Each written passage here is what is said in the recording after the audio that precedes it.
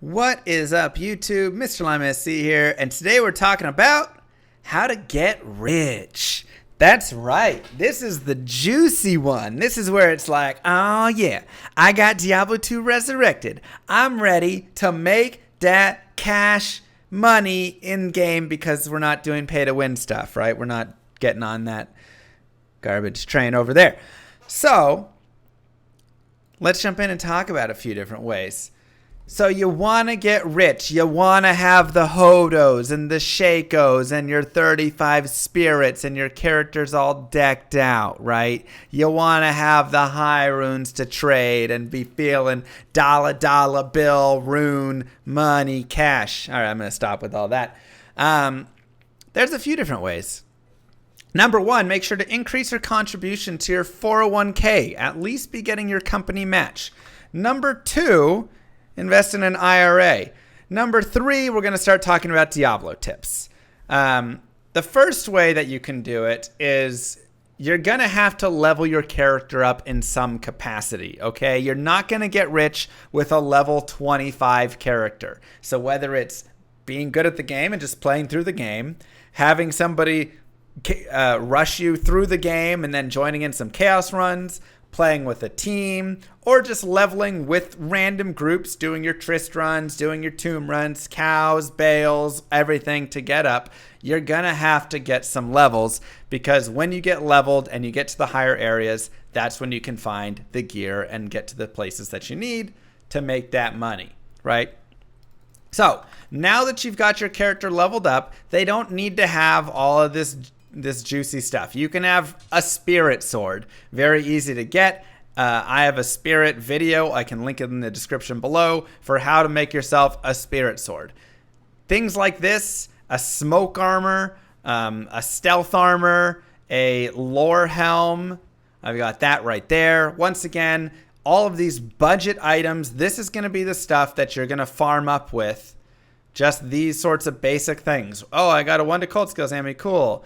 A random 10 FCR ring. Oh, some Sanders boots, right? Like, this stuff isn't crazy. These things you can get, and they aren't super expensive, and they're easy to make, and you can be good to go, right? People might even give you free like runes of these levels. I mean, it's very basic. Normal Nightmare Countess runs, that stuff, you will be fine.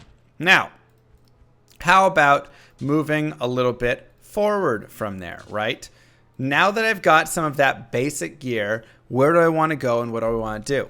Well, there's a few things. Number one, if you have a smiter, you can actually go and start working some Ubers, right? So you can do Uber Tristram, you can get torches, and you can sell torches off. People will literally pay you to run their Ubers. You don't even need to have the keys. You can literally do an Uber service where you say, you bring me all of the key sets, you give me a rune to go with it, ist rune, whatever it is. You know, you can charge more or less depending whatever the market is. And then I will kill it, get the torch, and give you back the torch. And this is what a torch looks like, right? I will get it. Maybe they might want it unit. A lot of times you don't identify it. And you give it back to them unidentified so they can then have the torch and you just profit the rune piece. And you can do this over and over and over again. That's a nice, easy way. The only thing that I would say is make sure that you're good enough that you don't brick it. Because if you keep ruining all of your stuff and like not being able to get the torch, then people are going to be pretty pissed and it's not going to go well for you. So if you're a decent torch runner, this is what you want to do, is just go get the character, get them geared up. It doesn't take a lot to get a smiter in a decent way. It also helps if you have a couple other characters to help you. A sorceress to teleport around and set TPs next to the bosses and things like that. Somebody to cast life tap for you from a wand, whatever stuff. If you can get a couple people to help out, it can be even better. And you can get the Ubers done really early and get these torches. Now, that's probably the hardest way because, once again, that requires a lot of experience with how to farm Ubers. What are some simpler ways, Mr. Lema? Well, number two is farming, right? And there's a couple of places and ways that you can farm, and this is going to depend on what kind of character you have. If you have a character that does, for instance, lightning damage, you want to look at things like farming the Hell Countess, farming the pits, right? And I can show you guys. If you go to the Outer Cloister and you teleport back and follow the path, it'll split. And then you can go to the pit level 1 right here. Right? In here, this is an area level 85, which is the highest level area in the game. And you can just go and farm the boss groups in here. Lightning does super well in here, especially if you can break some of the immunities. And you just kill these bosses, right? You just go around, find those boss packs, kill those boss packs, and then move on to the next group. You don't have to kill all the monsters. You're just looking for these ones that have the unique boss, right? These ones that have this unique boss. You kill that. You get one good item drop from them, and then you move on. And if you kill those, these are going to be the places where you're going to find griffins, where you're going to find literally any item in the game can drop in those areas. So it's amazing.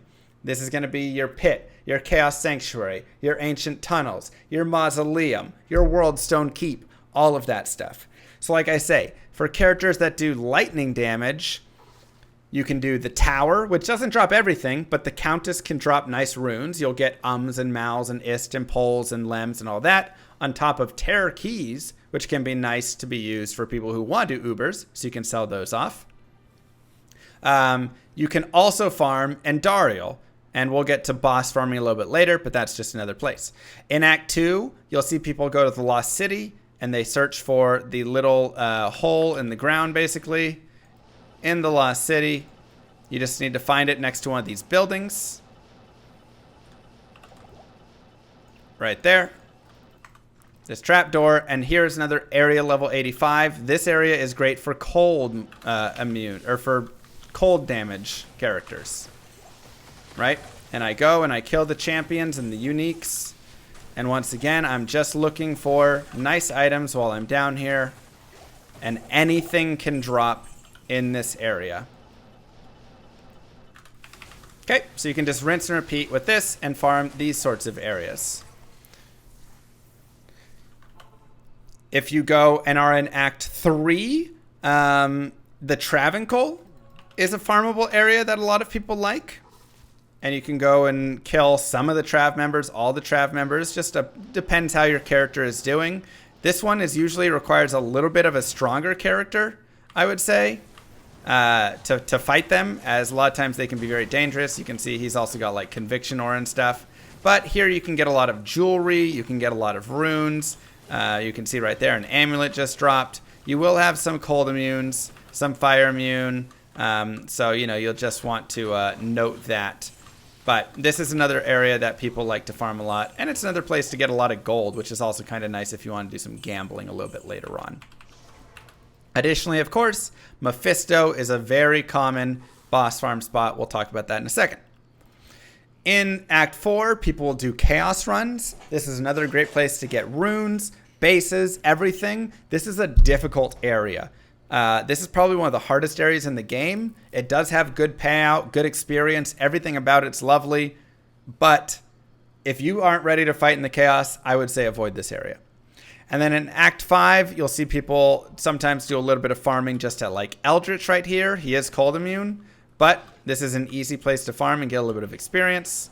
Additionally, people like to go and do maybe some Thresh Socket. And then, of course, people like doing Pindle. So you go here once you've saved Anya. You go over here and you just kill Pindle. And he actually drops 2 items, which is really nice.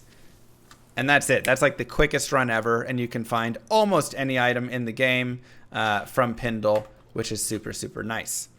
Then, of course, World Stone Keep. People like farming there. And some people like farming like the Icy Cellar or any of those areas, which are within these. And they can be decent. So you can go to like the Ancient Sway. And you can actually go and farm over.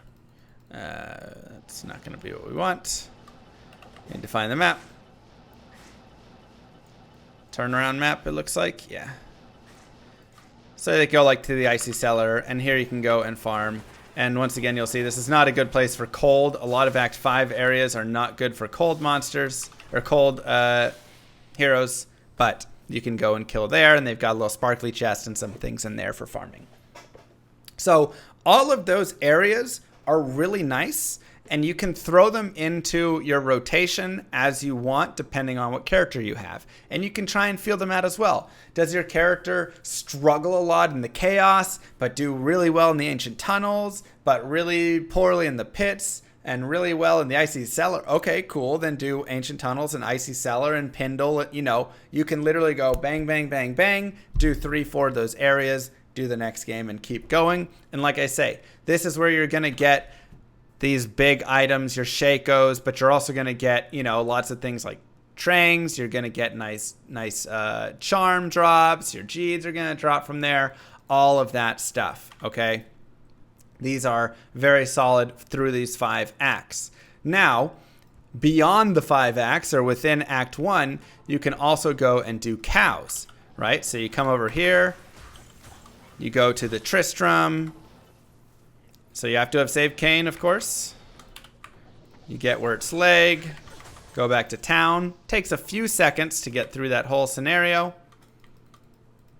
And you come back here, get a Tomatown portal, and you have the cows up. Cows are fantastic for farming, not the top end gear, because it's not, you're not going to be able to find some of those best items will not drop here, but you can find a lot of the good items still. And of course, this is a great place for just mass bodies. So if you're looking to get runes, rune word bases, charms, jewels, gems, all of that stuff, the cow level is a fantastic place for it, because there's just so many mobs to kill in here that you're just going to get a lot of stuff to drop. And there you can see we've got a Bill, we've got a Partisan. Those are already some like bases that I could use maybe for like in Nightmare for, you know, my mercenary and stuff. There's a white phase blade that can get 6 open sockets, or we can roll it for other sockets to make a grief or last wish in or whatever, right? I mean, it's very fast. This is where people farm for those monarch shields and all of that stuff, and that's going to help you get rich, because people love those early things like the monarch shields and all of that. So cows is a great place for that sort of farming. Now, let's say that you want to do more boss farming, and maybe you mix it in. I like to mix it up. And this is hell I'm talking about, not Nightmare, okay? You can go and do, of course, your Endariel, right? You're just going to go there, go find Endariel real fast, and just kill Endariel. And you want to do this with Magic Find as well. So you can see that I've got some Magic Find here. I've got 100% Magic Find, which is not a lot. But before I actually kill a monster, I will do this and weapon swap, and now I have 209% Magic Find, because I've actually weapon swapped over to an Alibaba and a Rhyme Shield for more MF. So this is something, and I've even got more Magic Find in my stash. I'm not even set up with my MF build, so I probably have about 300 Magic Find right now. You know, I've got my Geeds and all of this stuff. So when a monster dies is when your Magic Find is applied to the kill. So I can go in and I can fight Endariel. And I'm fighting her on my strong right there. And then before she dies, I swap to my offhand. I was a little late there, but whatever. And then you can get stuff. And hey, look, we got a gold strike. That's a really nice bow, right? Also, we got a crown, which is actually super nice if it's not Milobrigas and it's Irathis, because that'd be nice.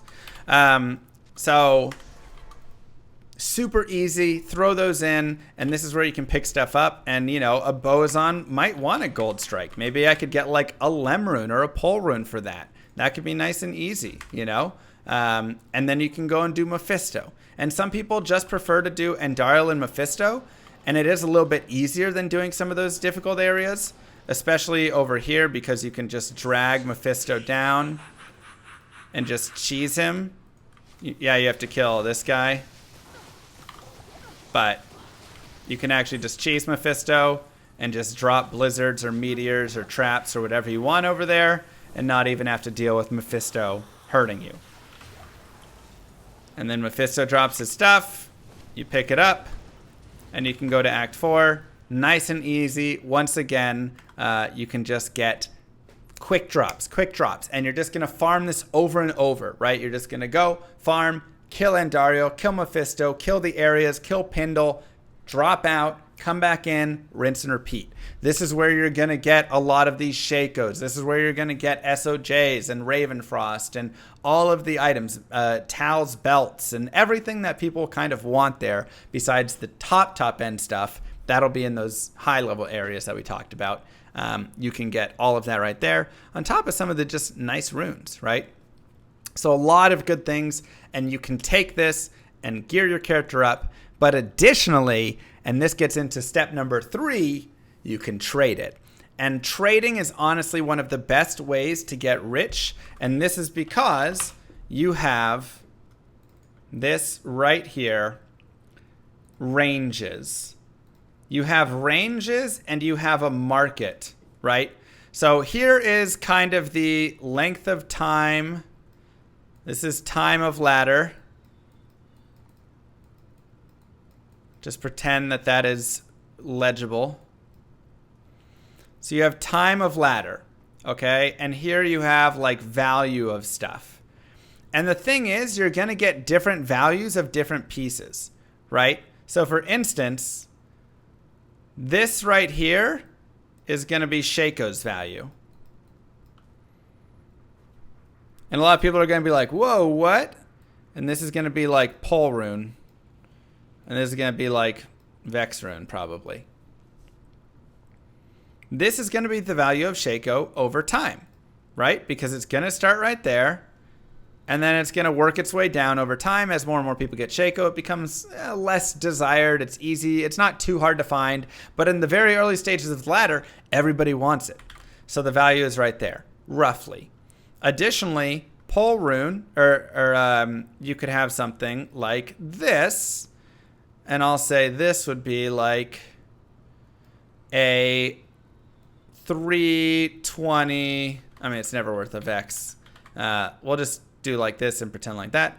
And this could be like a 320 small charm. Because at the start of the ladder, nobody really cares about getting a 320. This is an optimization item. So optimization items are going to gain value over the time of the ladder, where eventually people get there and they're like, now that I have all my gear set, I want to get perfect small charms in every slot, right? So the longer the ladder goes, in my opinion, the higher the value that these things really get before they probably stabilize. Because at the beginning, once again, if I could buy this, or I could buy Shako and Hodo and all the other things, I'm going to buy those because they're going to give me more value early, because then I can go farm more, farm better, be stronger, and trade more stuff and find more stuff. Okay? So this is very good, because the best thing that you can note about all of this is that there's no set time. This isn't like 1 day, 3 days, 5 days. That's not how it goes. All of this is pretty fluid. And so the time of the ladder is going to be pretty fluid, and these values are not going to be exactly right here. It's more like this.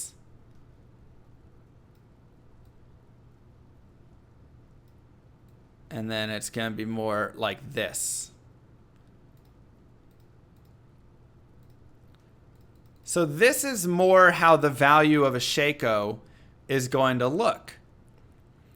And this is because at the very start of the game, for some people, a Shako is going to be not worth as much. They got a Shako, they're not interested in trading. They just want to dump it off and get a rune or get an item or something that they need, and that's it. Right? Let's say a barbarian finds a Shako and he really doesn't care because he wants an rune so he can make a crescent moon for himself. He might say Shako for rune and just be happy with it. And you're not ripping the guy off by giving him an rune, because that's what he wants. He is valuing it right here and saying, I don't care about the extra stuff. You could offer the guy an Is rune and he'd say, no, I'm looking for an rune. The dude doesn't want to trade. He doesn't want to get an Ister of Vex and then have to break it down and do all this stuff. He just wants his Umrune for his Crescent Moon or his Ravenfrost Ring or whatever it is, and that is it. And so the value of these items really has a lot of flow to them because you're going to have people that value it very high and that will trade very high for it. There's also people that will come in and you can have a Shaco and they'll say, I will give you a Sur rune for your Shaco right now. And you're like, whoa. All right, sure. And you don't have to say, no, pay me less, blah, blah, blah, whatever, because you know there's going to be 50 people that'll give you a Vex rune for it.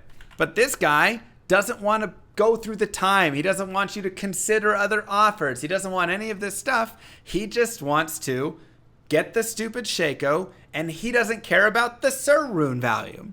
Once again, so everything with values in the start is going to be similar to this, right? You're going to have other items that'll have values that maybe go like this or something, right? And kind of even flatten out more over the time. Let me see if I can fill in. There we go. Right? You'll have other items that go like that. Maybe this is a... Oh, geez. I don't know. What would be a value? I'm sure something around there. We'll say...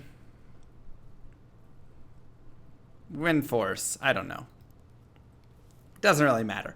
The point is, at the very start, it will have a wider range because there is more need and less everybody has everything and it now has that economy established and the Shaco is worth a pole rune and that's always the trade and you can go out and find it because finding it and the demand, supply and demand, once again, is the big factor right here, right?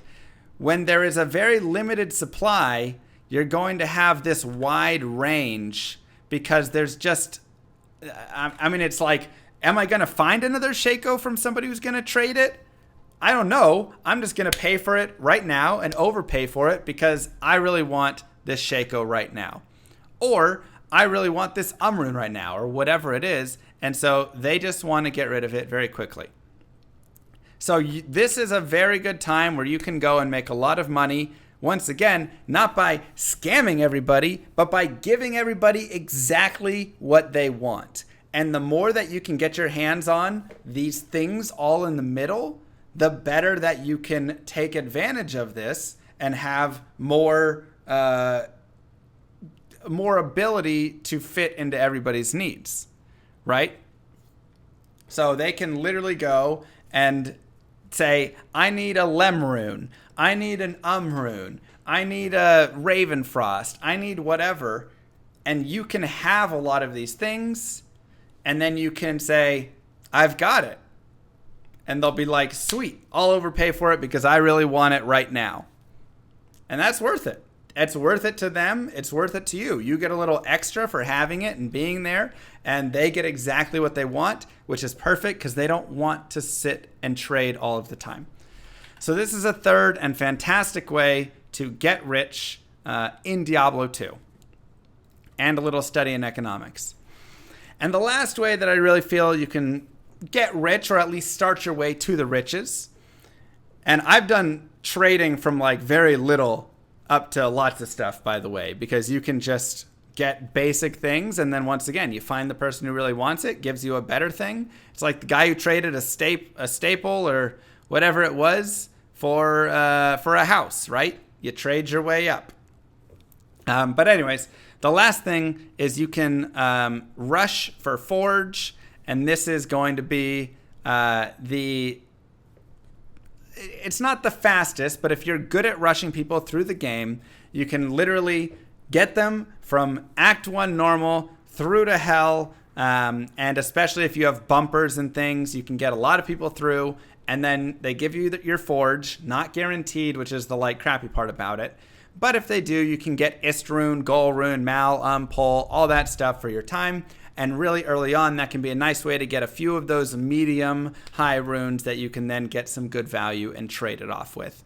So all of that is really helpful. And just one of those, if you like rushing, I think that's a nice way to get a few points there. A bumper is somebody who can help you with a glitch rush. That's a separate topic. If you're a rusher, you will understand that. And then I guess lastly, the thing I didn't talk about yet is doing lower Kurast runs. This is kind of the most boring of options, but something that you can easily throw into your combination of stuff when you're doing a lot of areas. So you can teleport around and look for the fires. Look for the camps with fires. You can have 1 or 2.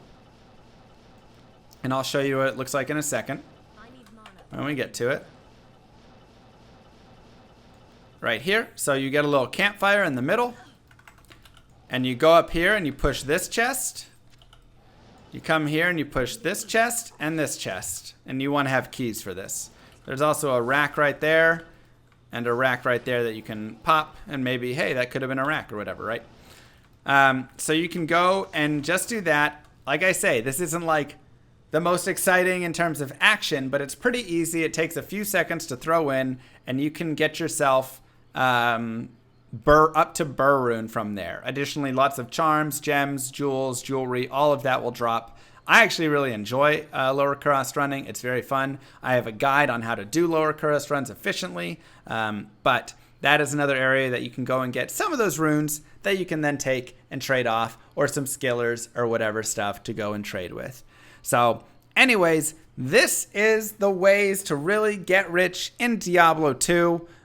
There's truly a variety of ways here, and a lot of it, in my opinion, does revolve around trading in some capacity, understanding some values. So really looking at the market, going to the lobby and looking and seeing what people are offering and scouring those games a little bit, right? If you go and just sit in the lobby and just kind of see the games and go, okay, ist for Tal armor. You'll see a lot of games where somebody will be like, Sir Rune for Tal armor or whatever. If you see Tal armor is really popular and a lot of people want it, and you see it going for Vex and Ohm and all of that, and then you say, okay, I'll go pick one up. And then you find someone who's willing to offer a Sir or a Burr or something for it, dump it off, get your currency, and trade from there. And I'll literally take something that I am wearing, if it's a good enough deal, and trade it. Like, I've got a Hodo right here, and I want a Hodo for this character. But if somebody puts up an offer like Burr Rune for Hodo, you can bet your butt I'm joining that game and handing it right off my hand and saying, screw it, I'll just run with a Spirit Sword or something for a while, because I can take this Burr Rune and double the value and get something else, right? So just looking through there, refreshing. Obviously, the games list stuff in the lobbies right now is a little iffy, but that's a great way to just go and find what people are looking for and go from there. So anyways, I hope that this was helpful. Good luck to you all. Would love to hear your thoughts down below. Don't forget to like and subscribe. Peace, YouTube.